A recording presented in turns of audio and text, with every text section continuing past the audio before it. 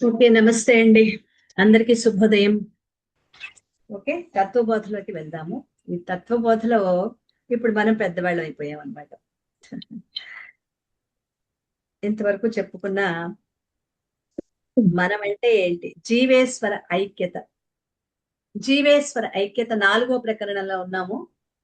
ఇందులో స్థూల శరీరాన్ని అభిమానించుకున్న జీవుడు బ్రహ్మము, బ్రహ్మము యొక్క ప్రతిబింబం. ఆ జీవుడే ఈశ్వరుడు. తనకన్నా భిన్నము అని భావించుకుంటూ ఉంటాడు. నాకంటే వేరు అని అనుకుంటూ ఉంటాం. ఇది ఒక రివిజన్ చేసుకుని ముందుకు వెళ్దాం. ఈ దేహంలో ఉన్న పరమాత్మని వెతికి పట్టుకుని ఆ పరమాత్మని ఆశ్రయించి ఆ పరమాత్మతో ఐక్యమై పరమాత్మగా ఉండిపోవాలి. ఎక్కడో వెతికితే ప్రయోజనం లేదు, మన దేహంలోనే వెతుక్కోవాలి. ఇది మోక్షం అంటే. ఎలా వెతకాలి, ఎలా విచారణ చెయ్యాలి, ఎలా ఐక్యం కావాలి అనే విషయాలకే ఇక్కడ చెప్తున్నారు. జీవుడంటే ఎవరు? ఈ విషయానికి స్పష్టతనిచ్చే ప్రయత్నం చేస్తూ, ఈ స్థూల శరీరం అనేది జడ పదార్థం. జడము అంటే కదలికలు లేనిది, దాంట్లో ఎటువంటి కదలికలు లేవు. అంటే ఒక ప్రాణము లేని ఒక బొమ్మ లాంటిది. ప్రాణం లేని బొమ్మలు మనం ఎన్నో చూస్తూ ఉంటాం, వస్తువులు. వాటిలో ప్రాణం ఉండదు. మనం కదిపితే కదులుతాయి, కదపకపోతే అలాగే ఉంటాయి అన్నాళ్ళైనా. అలాంటి వాటిని జడ పదార్థాలు అంటాం. ఆ జడం, ఈ స్థూల శరీరం అనేది జడం. అయితే ఇందులో ఏదో చైతన్యం ఉంది. దీన్ని నడిపించేది, మాట్లాడిస్తోంది, కదిలిస్తోంది, రకరకాల ఆలోచింపజేస్తోంది, ఇన్ని చేస్తోందంటే ఇందులో ఏదో చైతన్యం ఉండి ఉండాలి. ఏంటది? అదే జీవుడు. దాన్నే, ఆ కదిపే దాన్నే జీవుడు అంటారు. అంటే జ్ఞానేంద్రియాలు, కర్మేంద్రియాలు, అంతఃకరణలు వీటన్నిటినీ వాడుకుంటూ ఇవన్నీ నేనే అని భావించే ఆ జీవుడు. ఇంతకీ ఆ జీవుడెవరు? జ్ఞానేంద్రియాలు వాడుకుంటున్నాడు, కర్మేంద్రియాలు వాడుకుంటున్నాడు, అంతఃకరణలు వాడుకుంటే అవన్నీ నేనే అంటున్నాడు. ఆ నేనే అనే ఆ జీవుడు ఎవరు? ఈ ప్రపంచాన్ని తనకన్నా వేరుగా చూసే ఆ జీవుడెవరు అంటూ, పరమాత్మ అయితే శుద్ధ చైతన్యం, శుద్ధ చైతన్య స్వరూపం, చైతన్యమే ఆయన. మరి ఆయనకైతే ఏ కొరత లేదు, ఏ కోరిక లేదు, ఏమి చేయాల్సిన అవసరం లేదు, ఏ అనుభవాలు కూడా ఉండవు. పరిపూర్ణమైన ఆనంద స్వరూపం పరమాత్మ స్వరూపం. అది పరమ జ్ఞాన స్వరూపం. మరి అంతటి పరమాత్మ ఈ స్థూల, సూక్ష్మ, కారణ శరీరాలు మారిన ఈ జడ ప్రకృతిలో, అంటే ఈ దేహంలో ప్రతిఫలించినప్పుడు ఆ ప్రతిబింబానికి కూడా జ్ఞానం ఉంటుంది. పరమాత్మే ఈ స్థూల, సూక్ష్మ, కారణ శరీరాలలో ప్రతిబింబించి అప్పుడు అక్కడ అందులో ఉన్న జ్ఞానమే చైతన్యం. ఇప్పుడు ఒక ఉదాహరణ ఏంటంటే, అద్దం మీద దుమ్ము పేరుకునుంటే మన ప్రతిబింబం సరిగ్గా కనిపించదు. అద్దం అంతా మట్టి పట్టేస్తే మన మొహం కనిపించదు. గంగాజలం పవిత్రమైనదైనా, స్వచ్ఛమైనదైనా మురికి గ్లాసులో పోస్తే ఆ నీరే పని చేయదు. మనిషి ఎంత స్పష్టంగా ఉన్నా అతని నీడ మాత్రం అస్పష్టంగా ఉంటుంది. కళ్ళు, చెవులు, ముక్కు అన్ని స్పష్టంగా ఉండవు కదా నీడకి. 1000 క్యాండిల్ బల్బు అద్భుతమైనది, కానీ ఆ గ్లాస్ చుట్టూత మట్టి, మురికి, మలినాలుంటే ప్రకాశవంతమైన వెలుగుని ఇవ్వదు. అలా అఖండము, అనంతమైన పరమాత్మ చైతన్యం అనేక దోషాలతో కూడిన ఈ జడ ప్రకృతి. జడ ప్రకృతి అనగానే గుర్తుపెట్టుకోవాల్సింది ఈ శరీరం. ఈ శరీరం ఒక శరీరం, ఇది 3 శరీరాలు: స్థూల, సూక్ష్మ, కారణ. జడ ప్రకృతి అనగానే ఈ 3 శరీరాల్ని గుర్తుపెట్టుకోవాలి. ఈ స్థూల, సూక్ష్మ, కారణ శరీరాలు ఇవి మలినమైపోయాయి అన్నమాట. ఇందులో దోషాలతో కూడిన ఈ జడ ప్రకృతిలో ప్రతిబింబించినప్పుడు ఆ ప్రతిబింబం కూడా దోషాలతోనే ఉంటుంది. మట్టి పట్టిన అద్దంలో, నిండా మట్టి ఉన్న అద్దంలో మొహం చూసుకుంటే మొహం ఎలా కనిపించదో, అలాగే స్థూల, సూక్ష్మ, కారణ జడ ప్రకృతిలో ఈ పరమాత్మ ప్రతిబింబించిన అది మనకి అర్థం కావటం లేదు, కనిపించదు. ఈ దోషాలతో కూడిన పరమాత్మ యొక్క ప్రతిబింబమే ఈ జీవుడే. అలా ఏర్పడింది జీవుడే, అలా ఏర్పడింది జీవుడు. ఆ జీవుడు ఏమంటున్నాడు? ఈ శరీరమే నేనని, ఈ మనోబుద్ధిలో నావని, ఈ ప్రపంచమే సత్యమని, ఎక్కడ వస్తువులే ముఖ్యమైనవి, ఈ ప్రపంచంలోని వస్తువులు, విషయాలు ఇవన్నీ నాకు ఆనందాన్ని ఇస్తాయని భ్రమపడుతూ భావిస్తూ ఉంటాడు. ఎవరా ఉన్నది? పరమాత్మగా ప్రతిబింబించిన జీవుడు. జీవుడు అంటే జీవుడు పరమాత్మేనా? జీవుడు ప్రతిబింబించిన జీవుడు. ఆ జీవుడే తాను చూసే ఈ ప్రపంచాన్ని సృష్టించిన ఈశ్వరుణ్ణి కూడా నాకంటే వేరు అంటాడు. ఈ ప్రపంచం నాకంటే వేరు, నన్ను సృష్టించిన పరమాత్మ కూడా నాకంటే వేరు అంటాడు. అంటే ఇప్పుడు మూడు వచ్చాయి. నేను, ఈ ప్రపంచం, ఒకటి నేను, రెండోది ఈ ప్రపంచం, మూడోది పరమాత్మ. నిజంగా అన్ని ఉన్నాయా? అన్ని లేవని తెలీదు. అన్ని లేవని తెలియక ఈ ప్రపంచం వేరు, నేను వేరు, పరమాత్మ వేరు అనుకుంటున్నాడు. అలా ఈ ప్రకృతి యొక్క దోషం వల్లనే ఇలా భావించటం.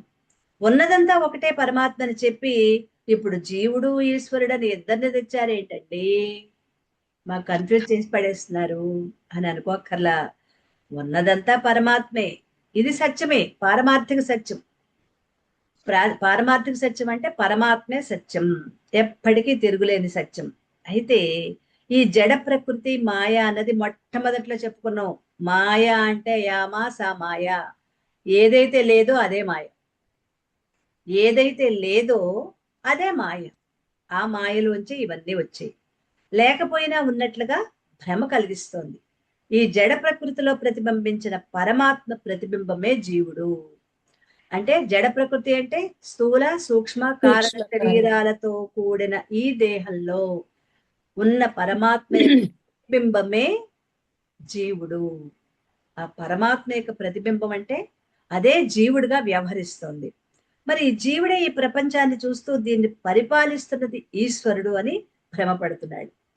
ఓహో, జీవుడంటే నేను వేరు, ఈ ప్రపంచాన్ని పరిపాలించే ఈశ్వరుడు వేరు అని జీవుడు ఈశ్వరుడు అని రెండు భేదాన్ని సృష్టించుకున్నాడు. జీవుడు వేరు, ఈశ్వరుడు వేరు.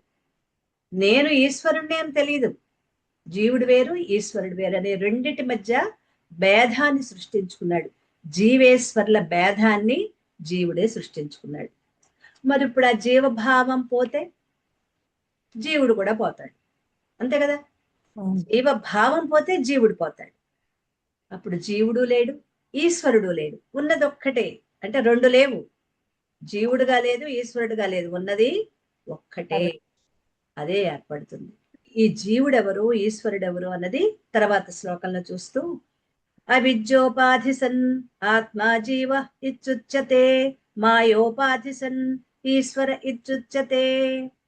వ్యష్టి అవిద్యని ఉపాధిగా గల ఆత్మజీవుడని. వ్యష్టి అంటే వ్యక్తి, ఒకళ్ళది. సమిష్టి అంటే అందరిది, అంతటా అన్నీ కలిసిపోయింది సమిష్టి. ఇలా వ్యష్టి అవిద్యను ఉపాధిగా గల ఆత్మని జీవుడని, సమిష్టి మాయని, సమిష్టి మాయ. వ్యష్టి అయితే ఉపాధి, సమిష్టి అయితే మాయ. జాగ్రత్తగా అర్థం చేసుకోండి, ఇవి పదాల మాయే తప్ప అంతా ఒకటే. వ్యష్టి ఉపాధి, సమిష్టి మాయ, ఈ రెండు ఉన్నది ఆత్మే. ఈ వ్యష్టి అవిద్యను ఉపాధిగా గల ఆత్మని జీవుడు అంటారు. ఎందుకంటే అక్కడ ఉన్నది అవిద్య, అజ్ఞానం. వ్యష్టి అవిద్య ఉంటే అక్కడ జీవుడుగా ఉంటాడు. అదే సమిష్టి మాయగా ఉన్నప్పుడు పరమాత్మగా ఉంటాడు, ఈశ్వరుడుగా. ఆ ఆత్మని ఈశ్వరుడు అని పిలుస్తారు. ఇక్కడ మనం ఒక ఉదాహరణ కూడా చెప్పుకున్నాం. రామాంజనేయ యుద్ధంలో ఒక వ్యక్తి రాముడుగా ఉంటే అందరూ అతన్ని గౌరవిస్తూ రామ రామ అని పిలిచారు. ఇంకొద్ది రోజులు పోయిన తర్వాత అదే వ్యక్తి, ఎందుకంటే పూర్వం నాటకాలు బాగా వేసేవారు, ఆ నాటకాలు పిచ్చి చాలా చాలా ఉండేది. ప్రతి సంవత్సరం నాటక పోటీలు కూడా జరుగుతూ ఉండేవి. నేను బిహెచ్పి స్కూల్లో ఉద్యోగం చేస్తున్నప్పుడు అక్కడ ప్రతి సంవత్సరం దసరాలలో సెలవులు ఇచ్చేసేవారు. ఆ 10 రోజులు కూడా ఎక్కడెక్కడ వాళ్ళు ఆ నాటకాలు వేయటానికి అక్కడ పోటీలకు వచ్చి అక్కడ స్టేజ్ మీద నాటకాలు వేసేవారు. మా స్కూళ్ళల్లో ఖాళీ కదా, ఆ రూమ్స్ అవి ఇస్తే వాళ్ళు ఆ రూముల్లో ఉండి వారం రోజులు 7 రోజులు 5 రోజులు ఉండేవి నాటకాలు వేస్తూ ఉండేవారు అనమాట. అక్కడ స్టేజ్ మీద అక్కడే ఉండేవారు. ఎక్కడెక్కడి నుంచి, ఎక్కడెక్కడ దూర ప్రాంతాల నుంచి కూడా అందరూ వచ్చేవారు. ఆ నాటకం మీద ఇంట్రెస్ట్ ఉన్న వ్యక్తులు వచ్చి నాటకాలు వేస్తూ ఉండేవారు అనమాట. అలా ఇంకొక నాటకంలో ఒక వ్యక్తి, అదే వ్యక్తి బిచ్చగాడుగా వేశాడు. మరి మొదటి నాటకంలో అందరూ గౌరవిస్తూ నమస్కరిస్తున్న రాముడు తర్వాత ఇంకొక నాటకంలో బిచ్చగాడుగా వేస్తే అతన్ని కూడా రాముడని గౌరవిస్తారా? గౌరవించరు, తిట్లు తిడతారు. బుద్ధి లేదా, దొన్నపోతులా ఉన్నావు, అలా అడుక్కోకపోతే ఏదైనా పని చేసుకోవచ్చు కదా, చీ పో, దొన్నలా ఉన్నావు, అడుక్కోవటానికి సిగ్గులేదా? దాన్ని రామారామా అని గౌరవించి అందరి పాద నమస్కారాలు అందుకున్నది అదే వ్యక్తి. ఇప్పుడు తిట్లు తింటున్నది అదే వ్యక్తి. ఇప్పుడు ఇద్దరున్నారా, ఒకళ్ళున్నారా? ఒక్కళ్ళే. ఒక్కరే. ఒక్కరే రెండు చోట్ల వేరు వేరుగా ఉపాధులతో ఉన్నాడు. అక్కడ రాముడిగా ఒక ఉపాధి తీసుకుంటే ఇక్కడ బిచ్చగాడిగా ఒక ఉపాధి తీసుకున్నాడు. అతను అలా ఒక్కళ్ళే, ఆత్మ ఒక్కటే. అయితే అవిద్య అజ్ఞానం అనే వేషం వేసుకున్నప్పుడు ఆ ఆత్మ జీవుడైంది. అవిద్య అజ్ఞానం. ఇప్పుడు మనకి అవిద్య అజ్ఞానమేనండి. ఇప్పుడిప్పుడే మనం ఆత్మను తెలుసుకుంటున్నాం. నిన్నటి దాకా నువ్వు ఆత్మ చైతన్యాన్ని అంటే మనం ఎవరైనా తెలిసిన వాళ్ళు అంటే నువ్వు దేవుడు అంటే మనం నమ్మేవాళ్ళమా? నీకేమైనా పిచ్చెక్కిందా? నేను దేవుడిని ఏమిటి, నువ్వేమైనా దేవుడు ఏమో, కానీ నేనైతే చాలా చెడ్డవాడిని, చాలా చెడ్డదాన్ని, నేను ఇష్టం వచ్చినట్టు తిడతా, పడతా, నన్ను దేవుడు అంటావేంటి అని అనుకునేవాళ్ళం, అవునా కాదా? మనకి ఇది అర్థమైన తర్వాత నేను దేవుడు అంటే అది కూడా మనం ఇప్పుడిప్పుడే కొరుకుడు పడకపోయినా ప్రయత్నం చేస్తున్నాం కదా. కానీ నిన్నటి వరకు ఆ అజ్ఞానంలోనే ఉన్నాం. ఆ అజ్ఞానమే అవిద్య. నేను ఈ దేహాన్నే తప్ప, ఎంత చెప్పినా నేను దేవుడు కాదు. సత్సాయి బాబా భక్తులు కూడా ఆయన చెప్పినవన్నీ వింటారు, కానీ మై డియర్ గాడ్స్ బంగారు అంటే మాత్రం వాళ్ళకి అది కొరుకుడు పడట్లా. ఎందుకంటే వాళ్ళు కూడా అవగాహన చేసుకోలేదు దాన్ని. బాబా భక్తులే, కానీ వాళ్ళకు కూడా అవగాహన కావట్లేదు. భజనలు చేయమంటే చేస్తారు, పూజలు చేయమంటే చేస్తారు, ఆయన చెప్పిన విషయాన్ని మాత్రం వాళ్ళు అవగాహన చేసుకోలేదు. మన ఎంతో మంది సాధు సంతులు, కొంచెం మన ఎంతో మంది జ్ఞానులండి మన చుట్టుపక్కల ఎంతో మంది ఉన్నారు. మనకి ఎంతో వివరించి చెప్పినా కూడా మనం దాన్ని ఎందుకు అందుకోలేకపోతున్నాం? మనలోని అజ్ఞానం ఎంత పట్టేసిందంటే నర నరాన పట్టేసింది. నేను జీవుణ్ణి, ఇది నేను, నేను దేవుణ్ణి కాదు. దేవుడు అంటే అక్కడ గుళ్ళో ఉంటాడు, పైన ఉంటాడు, మనకు కనిపించకుండా ఉంటాడు, మనకి సాయం చేస్తూ ఉంటాడు, అంతే తప్ప నేను దేవుణ్ణి కాదు. ఇదే కదండి అందరి అభిప్రాయం. దాని పట్ల మనకి ఏంటంటే సంపూర్ణ విశ్వాసాన్ని మనం కలిగి ఉండాలి. అది నేను చెప్పేది. ఇంకా నేను ప్రయత్నం చేస్తున్నాననే సంశయాలని మనం వదిలిపెట్టి, నేను పరిపూర్ణంగా సంపూర్ణంగా గురువు యొక్క మార్గంలో నేనున్నాను, ఖచ్చితంగా నా గురువులు నన్ను వారి అనుగ్రహంతో నా జన్మ లక్ష్యాన్ని నాకు నేను చేరుకునేటట్లుగా, అందుకునేటట్లుగా వారి ఆశీస్సులు నాకు ఉంటాయి. ఆ నమ్మకంతో మనం ముందుకు వెళ్ళిపోదాం. ఓకే, అదే అవిద్య అజ్ఞానము అనే దాన్ని మనం ఇప్పటి వరకు ఉంది, కానీ ఇప్పుడు దాన్ని మనం తొలగించుకోవటానికి ప్రయత్నం చేస్తున్నాం. అలా అవిద్య అజ్ఞానం వేషం వేసుకున్నప్పుడు ఆత్మని జీవుడు అంటున్నారు. ఇప్పుడు మనం జీవభావంలోనే ఉన్నాం. ఎందుకంటే అవిద్య అజ్ఞానం అనేది తెలుసుకుంటూ మార్చుకోవటానికి ప్రయత్నమే చేస్తున్నాం, ఇంకా పూర్తిగా మారిపోలేదు కదా. అందుకు మనం ఇప్పటికీ జీవుడే. అదే ఆత్మ సమిష్టి మాయని వేషంగా వేసుకున్నప్పుడు ఆ ఆత్మని ఈశ్వరుడు అంటారు. భేదమంతా వేషంలోనే ఉంది. స్థూల శరీరాన్ని అభిమానించుకున్న ఆత్మని జీవుడు అన్నారు. ఈ ప్రపంచాన్ని అభిమానించుకున్న ఆత్మని ఈశ్వరుడు అన్నారు. ఈ శరీరాన్ని అభిమానించుకున్న ఆత్మని జీవుడంటే, ఈ ప్రపంచాన్ని జగత్తుని అభిమానించుకున్న మా ఆత్మని ఈశ్వరుడు అంటే రెండు ఒకటే కదా. ఇంతకు జీవుడు ఈశ్వరుడు ఇద్దరు వేరువేరా, ఒక్కళ్ళేనా? ఒక్కటే మేడం, ఒక్కళ్ళే. అదే చూద్దాం. దీనికి భగవాన్ రమణ మహర్షి వారు చెప్తున్నారు తన ఉపదేశారు. మన వాళ్ళందరికీ కూడా ఉపదేశారం విన్నారు, చాలా బాగా అర్థమైందనే అనుకుంటాను. అందులో ఏమన్నారు? ఈశ జీవయోర్వేషతి సత్వభావతో వస్తు కేవలం. ఈశ్వరుడికి జీవుడికి భేదం వేషంలోనే ఉంది. శుద్ధ చైతన్య దృష్టితో చూస్తే రెండు ఒకటే. ఇంతకుముందు నాటకంలో రాముడు బిచ్చగాడు ఇద్దరు ఒక్కరేనా, వేరు వేరా? అంటే వేషాన్ని బట్టి చూస్తే వేరు వేరు, వ్యక్తిని బట్టి చూస్తే ఇద్దరు ఒకళ్ళే. అలాగే వేషం దృష్టితో చూస్తే జీవుడు వేరు, ఈశ్వరుడు వేరు. అదే ఆత్మ దృష్టితో చూస్తే రెండు ఒక్కటే, ఇద్దరు లేరు, ఉన్నది ఒకళ్ళే. ఇంతకు ఈ జీవేశ్వరులు వేరు వేరు అనుకున్నంత మాత్రాన ఏంటండి నష్టం? నిన్న ఎంతవరకు దాకా చెప్పుకున్నాం. ఒక్కళ్ళైనా తెలుసుకున్నంత మాత్రాన ఏమిటి ప్రయోజనం? ఇప్పుడు ఈ జీవేశ్వర భేద బుద్ధి ఎందుకు తొలగిపోవాలి? వేరు వేరంటే ఏమవుతుంది, ఒక్కళ్ళే అంటే ఏమవుతుంది? అది మనము 45వ శ్లోకం చూద్దాము. 45వ మంత్రం చదివాం కదా నిన్న. ఏవం ఉపాధి భేదాత్ జీవేశ్వర భేద దృష్టి యావత్ పర్యంతం తిష్టతి తావత్ పర్యంతం జన్మ మరణాది రూప సంసారో నివర్తతే. తస్మాత్ కారణాత్ న జీవేశ్వర్యోర్భేద బుద్ధి స్వీకార్య. ఈ ప్రకారంగా ఈ విధంగా ఉపాధులలో తేడాల కారణంగా జీవేశ్వరుల భేదబుద్ధి ఎంతవరకు ఉంటుందో అంతవరకు జనన మరణాలతో కూడిన సంసారం మనల్ని వదిలిపోదు. జీవుడు వేరు, ఈశ్వరుడు వేరు అన్నంత వరకు ఈ సంసారంలో రెండు పట్టాల మీదే నడవాలి. జీవేశ్వరుడు వేరు, ఈశ్వరుడు వేరు అన్నప్పుడు.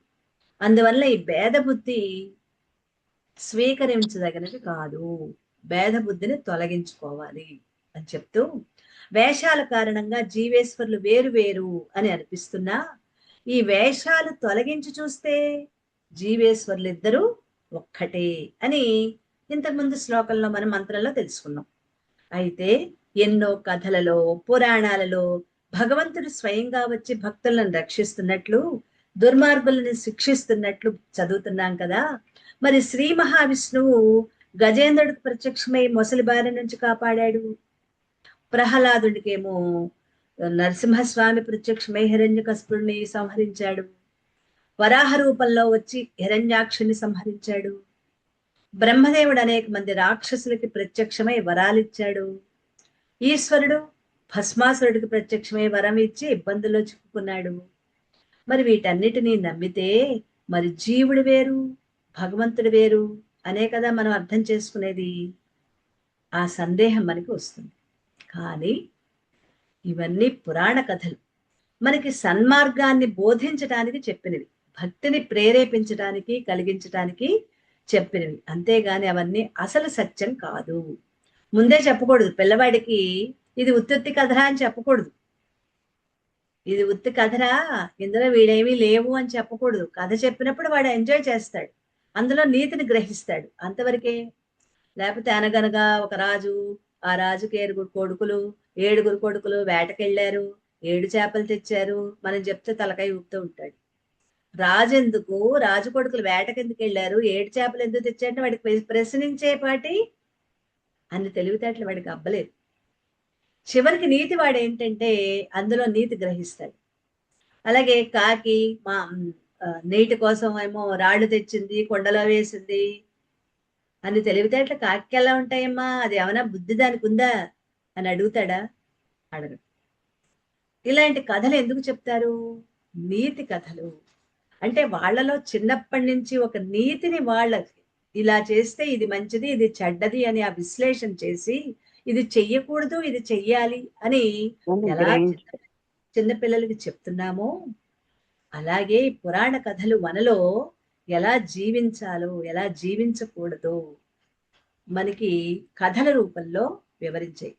ఇవన్నీ జరిగినవా, జరగనివా, ఇది అక్కర్లేదు. మనలో భక్తి కలిగించడానికి, సన్మార్గాన్ని బోధించడానికి ఇవన్నీ కూడా పురాణ గాథలన్నీ చెప్పబడ్డాయి. జీవేశ్వరుల మధ్య ఇంకా భేదాలు ఏమున్నాయి? ఈశ్వరుడికి చావు పుట్టుకలు లేవు, మరి జీవుడికో చావు ఉంది, పుట్టుక ఉంది. మరి ఈశ్వరుడికి ముసలితనం లేదు, మరి జీవుడికి బాల్యం, యవ్వనం, కౌమారం, వార్ధక్యం ఇవన్నీ ఉన్నాయి కదా. ఇలా ఆలోచించిన జీవేశ్వరుల మధ్య భేదం ఉంది. మరి ఇలా వేరువేరుగా అనిపించే జీవేశ్వరులు ఒక్కటే అని ఎలా అనుకుంటామండి కదా? చూద్దాం. ఇలా జీవేశ్వరులు ఇద్దరు ఒక్కటే అని, దానివల్ల ఏమిటి ప్రయోజనం అంటే, జీవేశ్వరులు ఇద్దరు ఒక్కటే అని విచారణ చేసి గ్రహించి మనం నమ్మకపోతే, విశ్వసించకపోతే, ఇద్దరు వేరు వేరనే భేద బుద్ధి ఉంటే ఆ భేద బుద్ధి ఎంతకాలం ఉంటుందో, దేవుడు వేరు నేను వేరు అనే భావన ఎంతకాలం ఉంటుందో అంతకాలం మనకి సుఖాలు, దుఃఖాలు, బాధలు, సంసార జంఝాటన తప్పదు. ఈ సంసార జనన మరణ చక్రంలో ఇరుక్కుపోవాలి. జీవుడు వేరు, ప్రపంచం వేరు, పరమాత్మ వేరు. ఇవి భేదభావం. ఈ భావన వల్ల సుఖాల కోసం, భోగాల కోసం ఈ ప్రపంచంలోకి తొంగి చూస్తాం. ఇక్కడ అనేక కర్మలు చేస్తాం. భగవత్ కర్మలు చేసి పుణ్యాన్ని మూట కట్టుకుంటాం. అలాగే ఆ కర్మల వల్ల కర్మఫలాలు, వాటిని అనుభవించడానికి జన్మలు, ఆ జన్మలలో మళ్ళీ కర్మలు, మళ్ళీ మళ్ళీ జన్మలు, ఇలా జన్మ కర్మ వలయంలో జనన మరణ చక్రంలో ఇరుక్కుంటున్నాం. కాబట్టి భేద బుద్ధిని మనం తొలగించుకోవాలి. తొలగిపో అంటే తొలగిపోదు. కాబట్టి ఆ పరమాత్మ నువ్వే అనే తత్వమసి మహావాక్యాన్ని గురువు శిష్యుడికి ఎలా ఉపదేశం చేస్తున్నాడో తర్వాత శ్లోకంలో ఇక్కడ మనం నేర్చుకుందాం. 46వ శ్లోకం. నను సాహంకారస్య కించిజ్ఞస్య జీవస్య నిరహంకారస్య సర్వజ్ఞస్య ఈశ్వరస్య తత్వమసీతి మహావాక్యాత్ కథం అభేద బుద్ధి స్యాత్ ఉభయో విరుద్ధ ధర్మాక్రాంతత్వాత్. ఏంటో వివరించుకుందాం. అహంకారి అయి అల్పజ్ఞానం కలిగిన జీవుడికి, నిరహంకారి సర్వజ్ఞానం కలిగిన ఈశ్వరుడికి మధ్య విరుద్ధ ధర్మాలుండగా తత్వమసి మహావాక్యం వల్ల ఏకత్వం ఎలా సిద్ధిస్తుంది? అహంకారంతో ఉన్నది జీవుడు, నిరహంకారి ఈశ్వరుడు. మరి వీరిద్దరికీ మధ్య ఏకత్వం ఎలా సిద్ధిస్తుంది? అదనమాట ఈ మంత్రం. జీవేశ్వరులు వేరు వేరు కాదు, ఒక్కటే అని 4 వేదాలు 4 మహావాక్యాల ద్వారా తెలియజేస్తుంది. ఆ మహావాక్యాలు విచారణ చేసి సత్యం ఏమిటో తెలుసుకుని అలా ఉండిపోతే ఈ జన్మలకి అవకాశం, ఇంకా అలా ఉండిపోతే ఇంకా మళ్ళీ జన్మించే అవకాశం లేదు.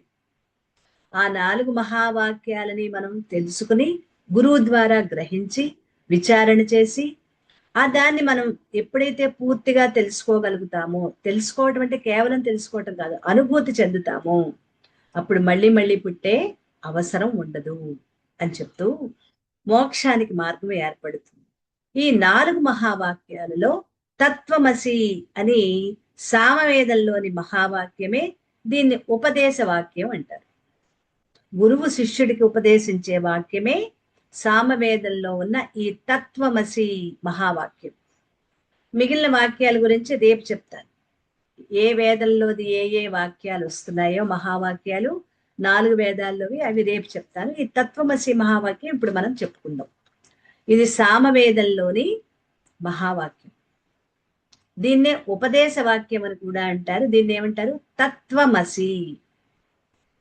తత్వమసి అది అక్కడ అండర్లైన్ చేసుకోండి. దీన్ని ఉపదేశ వాక్యం అని అంటారు.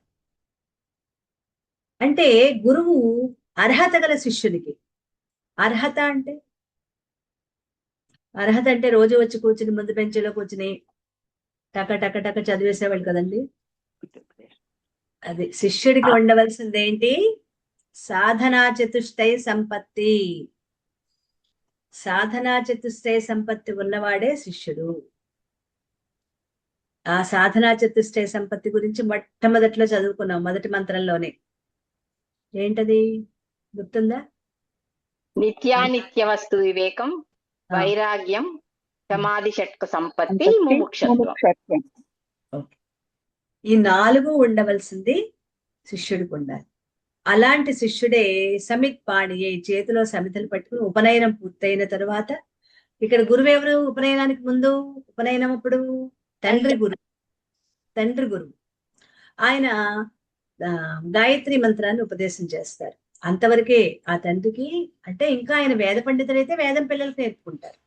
ఆయన వేద పండితులు కాదు, సామాన్యమైన వ్యక్తి అయినప్పుడు తన తండ్రి గురువై తన కొడుక్కి వేద మంత్రాన్ని, అదే గాయత్రి మంత్రాన్ని ఉపదేశం చేసి ఉపనయనం అయిపోయిన తర్వాత గురుకులానికి పంపిస్తారు. అంటే గురువు ఎక్కడైతే ఆవాసం చేస్తారో అక్కడికి తన బిడ్డను పంపిస్తారు. వెళ్ళేటప్పుడు ఆ శిష్యుడు ఏం పట్టుకుని వెళ్ళాలి? సమిత్ పాడి అయి చేతిలో సమిధలు పట్టుకుని వెళ్ళాలి. అంతేగాని తినుబండారాలు బట్టలు ఇవేమీ ఉండవు. కట్టుకునేది అప్పట్లో నిక్కర్లు కూడా లేవండి. వాళ్ళు కట్టుకునేది ఉపనయనం అయిన తర్వాత ఉపనయన సమయంలో ఏం కట్టుకుంటారు వాళ్ళు? అంగవస్త్రాలు కట్టుకుంటారు. పూర్తి వస్త్రాలు కాదు, సంపూర్ణంగా పంచెలు కాదండి, వాటిని అంగవస్త్రాలనే అంటారు. అవి కట్టుకుని అవే ఇంకొక 2 జతలో ఒక జతో పట్టుకుని చేతిలో సమిత్ పాణి సమిధల చేతితో పట్టుకుని వస్తాయి. ఎందుకండి పొల్లలు ఎందుకు పట్టుకొస్తాడు అంటే అది అర్హత అన్నమాట. ఆ అర్హతతో ఆ కొడుకుని తండ్రి తీసుకొచ్చి అక్కడ దింపుతాడు.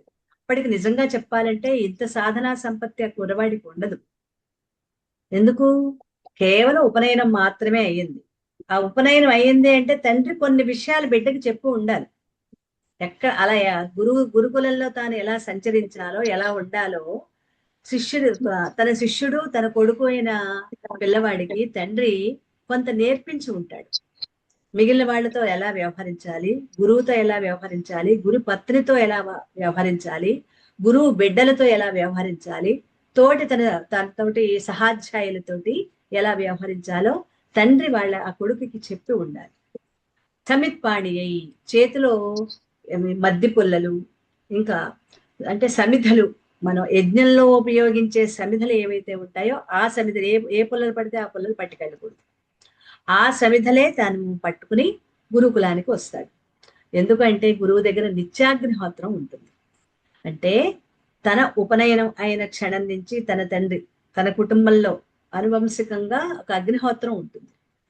అంటే తండ్రి ఆ అగ్నిహోత్రాన్ని దాన్ని రక్షిస్తూ వస్తారు, అతని కొడుకు ఆ అగ్నిహోత్రాన్ని రక్షిస్తూ వస్తారు, అతని కొడుకు ఆ అగ్నిహోత్రాన్ని రక్షిస్తూ వస్తారు. అలా వంశపారంపర్యంగా వాళ్ళ ఇంట్లో ఒక అగ్నిహోత్రం ఉంటుంది. వివాహం ఎందుకు చేసుకుంటారు అంటే అగ్నిహోత్రాన్ని రక్షించడానికి స్త్రీమూర్తి భార్య అందులో ఊక వేస్తూ, అంటే అది నిధనం అయిపోకుండా మనం మన భాషలో చెప్పాలంటే ఆరిపోకుండా, మళ్ళీ వెలిగించుకునే పని లేకుండా కంటిన్యూస్ గా 360 రోజులు తను జీవించి ఉన్నంత కాలం ఆ అగ్నిహోత్రం అలా మెలుగుతూనే ఉండాలి. అది నిధనం అయిపోకూడదు. అందుకని దాంట్లో మధ్యలో అర్ధరాత్రి వేళ నిద్రలో లేచి కూడా ఆ భార్య ఏం చేస్తుంది, అందులో మధ్యలో ఊక వేస్తూ ఉంటుంది. ఆ ఊక దాంట్లో చిన్న చిన్న చితుకులు వేస్తూ ఉన్నప్పుడు అది ప్రజ్వరిల్లి చిన్నగా, అంటే ఊక వేయటం మూలాన మంట పైకి రాదు, అది కుమిలి లోపల అగ్ని ఎలా ఉంటుంది, పైన అంతా కూడా దానికి నివురు కప్పేసి అగ్ని మాత్రం లోపల ఉంటుంది. ఎందుకంటే అర్ధరాత్రి పూట అగ్ని ప్రజ్వరిల్లితే ఉన్నవన్నీ పాకలే కదండి, ఆ రోజుల్లో పర్ణశాలలే కదా, అంటుకుపోతాయి. మరి అంటుకుపోకుండా ఉండాలి, అగ్నిహోత్రం ఉండాలి.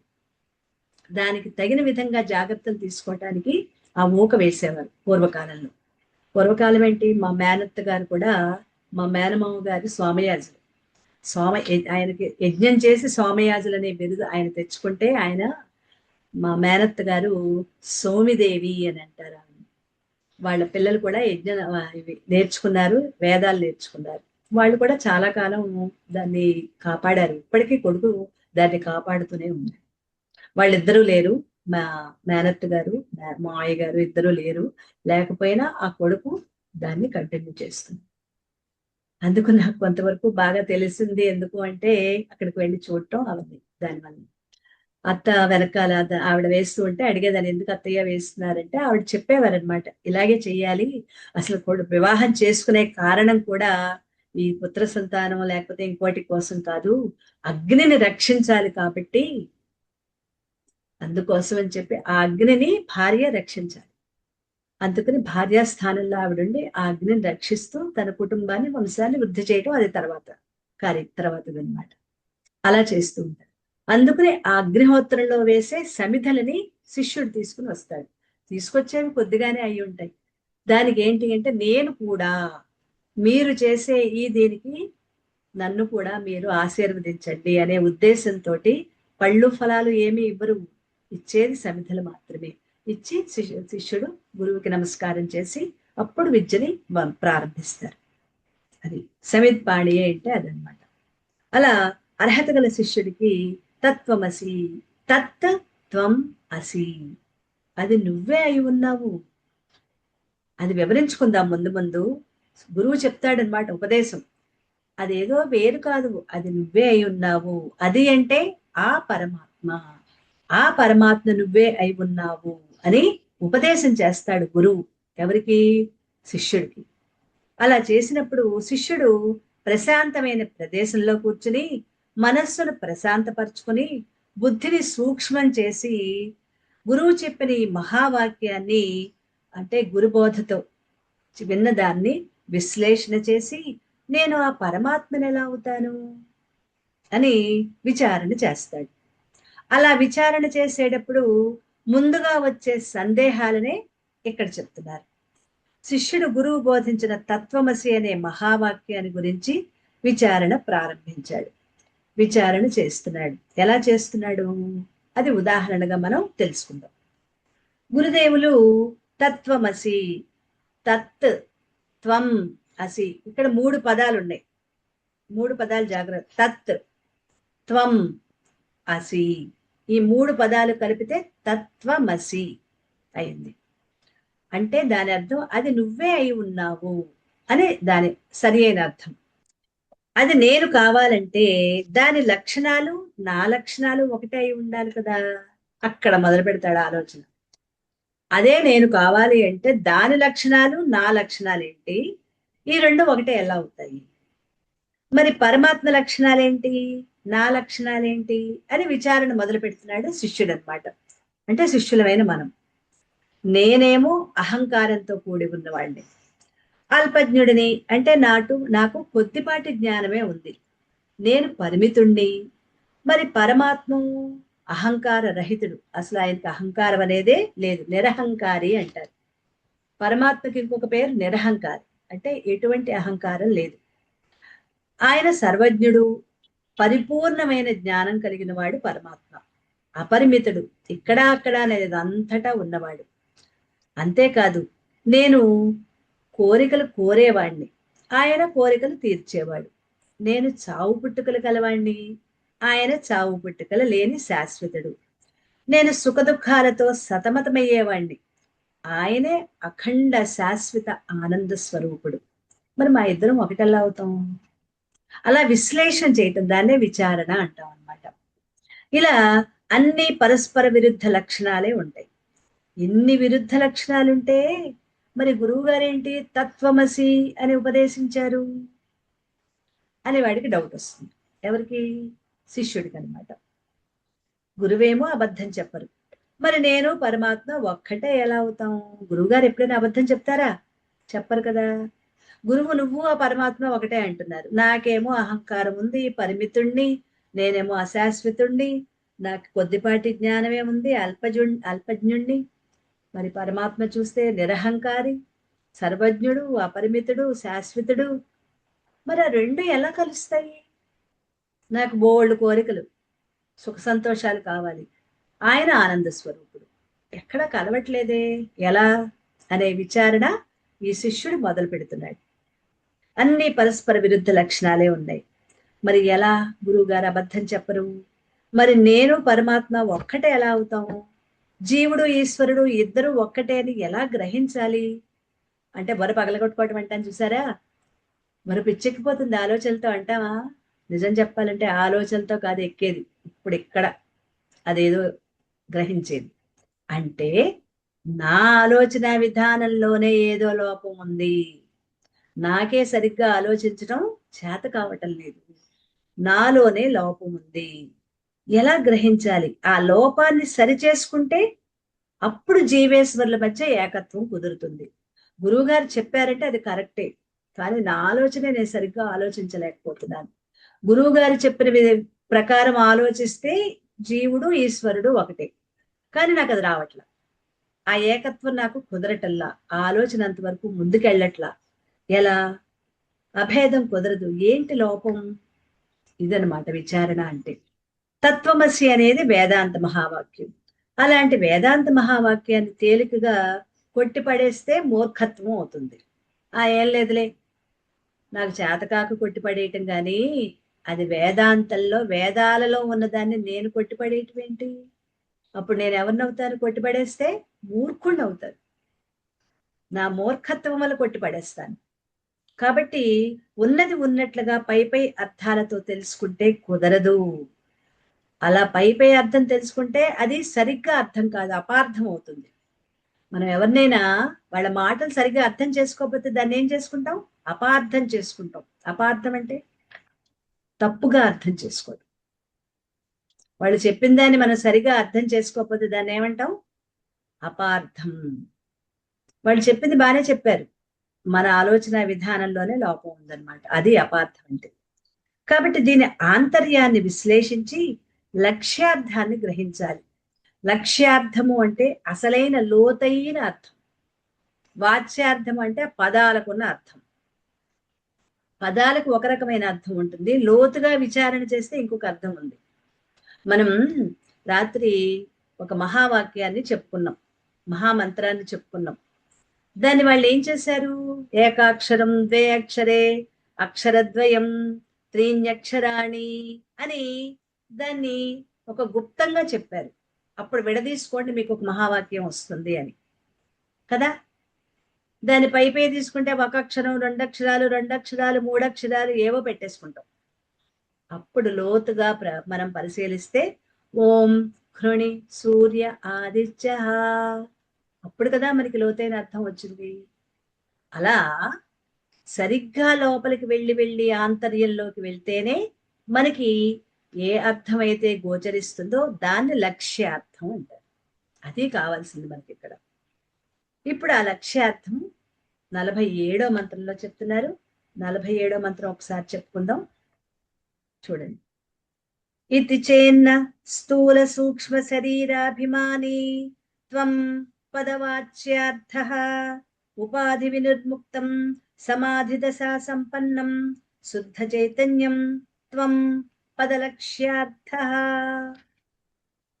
ఏవం సర్వజ్ఞత్వాది విశిష్టః ఈశ్వరః తత్పదవాచ్యార్థః ఉపాధి శూన్యం శుద్ధ చైతన్యం తత్పదలక్ష్యార్థః. ప్రపంచ జీవేశ్వరయో చైతన్య రూపేణ భేదే భేదకా భావః. ఇందులో మెల్లగా అర్థం చేసుకుంటే ఇది మనకి అర్థం అవుతుంది. అర్థం చేసుకుందాం, ప్రయత్నం చేయండి వాళ్ళ ఇంట్లో చదవటానికి. రేపు క్లాస్ను చదువుతాం.